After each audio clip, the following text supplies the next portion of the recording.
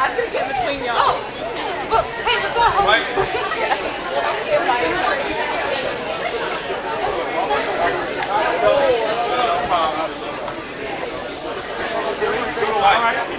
People are very, very generous with local food banks, but it's dry goods. It's a lot of dry goods, a lot of canned goods.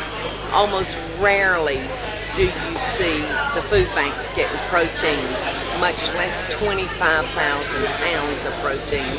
And our children definitely need that. Go out to the low one. You ready? It's heavy.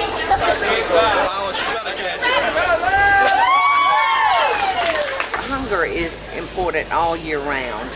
And at Christmas time, you know, when we're thinking about those people that are maybe less fortunate than us, it gives us the opportunity to give to our community, and you know, that's just a wonderful thing to be able to have a hand, a little bit of a hand.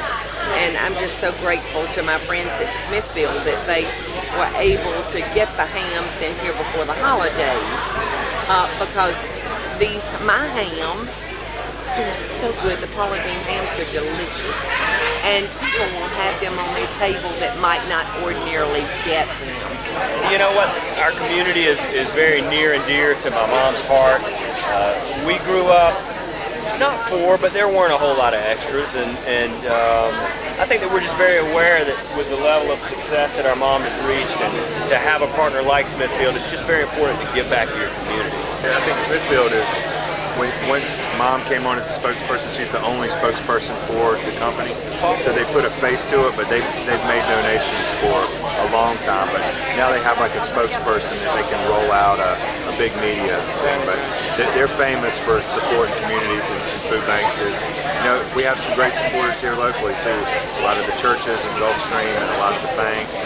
But it's not very often that you're able to receive this amount of protein in one drop. So, I mean, it's great for us. And, you know, the biggest thing I think for our board here that I appreciate the most is the exposure. If you look around here today, there's a lot of people here today that have never been to a food bank. You know, and they're fortunate they've never had to come to a food bank, and maybe weren't aware where it was. And by us being here, they're here today, and they're like, you can look around and say, look at the shelves, you know, some of them are empty, and oh, this is the kind of thing that I should bring here. So it just educates people, and that's, I think, the first step in helping eradicate hunger.